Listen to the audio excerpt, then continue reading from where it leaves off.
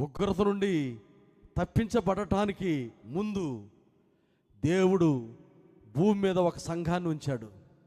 ఆ సంఘాన్ని తీసుకెళ్ళిపోవాలి. ఆయన సంఘాన్ని ఎత్తుకెళ్ళిపోవాలి. ఒక గ్రద్ద ఏ విధంగానైతే కోడి పిల్లల్లో ఒక కోడి పిల్లను మనం కన్ను మూసి కన్ను తెరిచేలోపు ఎత్తుకెళ్ళిపోద్దో,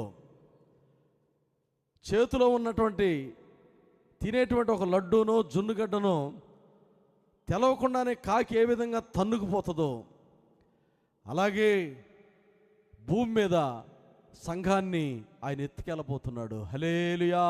చప్పట్లు కొట్టి దేవుని మహింపరుద్దాం.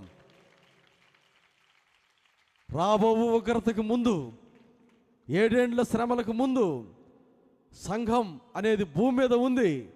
ఆ సంఘం భూమి మీద ఉండగా దేవుడు ఆ పని చేయడు. ఆశ్చర్యంగా ఉంటుంది.